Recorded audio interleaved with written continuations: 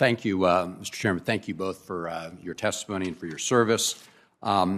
Secretary Robinson, a question with respect to Haiti. I understand you had a trip there recently, and as you know, it's a desperate situation. As I understand it, right now, gangs control about half of Port-au-Prince, hijacking fuel, kidnapping people for ransom. Senator Portman mentioned the 17 U.S. and Canadian missionaries that were abducted, 15 who are still being held. What is your proposal as to what the United States can and should be doing right now with respect to the situation in Haiti?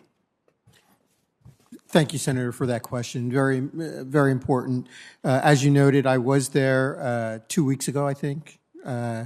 I had an opportunity to meet with the Prime Minister Henry, the acting Minister of Justice, and the new Director General of the Police.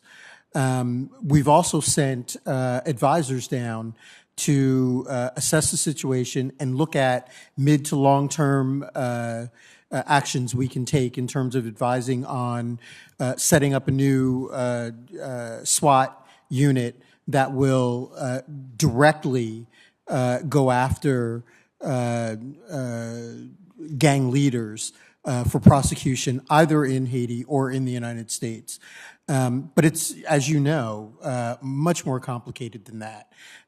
There are political parties, there are political and economic elites that support these gangs. We know this. We are trying to track the money, and we are going to use every punitive measure we have to go after the elites that are supporting these gangs and to go after the money of these gangs. Well, that raises a question. As you point out, a lot of the elites are supporting the gangs. Is there a risk of a coup essentially led by the gangs with the support of the elites? And what measures are we taking to try to prevent that? Well, I don't know if there's a risk of. What I should say is there are many risks in Haiti today. After the assassination of the president, certainly anything is possible. But we believe that if we continue to work with the current government officials, certainly the current, the new Director General of the Police, if we can train them, if we can equip them, if we can give them the foundation they need to go after these gangs, we will lessen many of those risks. Appreciate that. Secretary Nichols, there was an alarming poll in The Economist by a reputable polling organization that showed a big drop in the percentage of Latin Americans who believe democracy is important to their future. I think they said 49%, so just less than half of the population.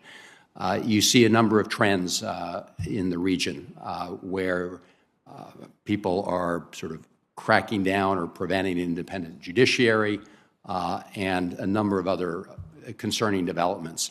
And in the case of Brazil, you have the current president who has essentially stated that he'll either be killed or he'll win in the next election, and there's been concern expressed about whether or not the elections next year will be free and fair and accurately counted.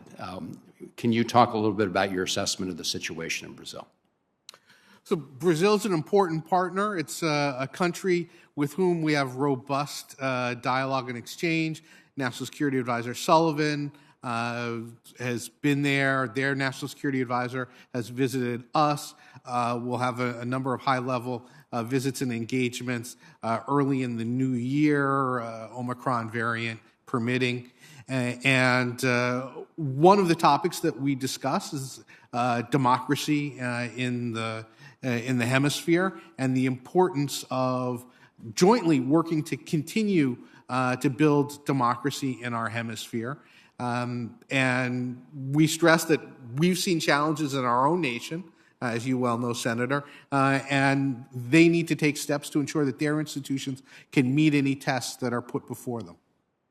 Just very briefly, Mr. Chairman, with respect to the elections next year, do you expect them to be conducted in a free and fair manner, or do you have concerns as of the present moment? I believe that they will be conducted in a free and fair manner, and I believe that Brazil's institutions will meet the test. But every nation, and again, we've seen this in our own country, every nation has to strengthen its institutions because they are not only weakened by cynicism and corruption on the inside in many cases, but they're also being attacked from outside our hemisphere very actively, and we need to be cognizant of that. Thank you. Appreciate it. Thank you.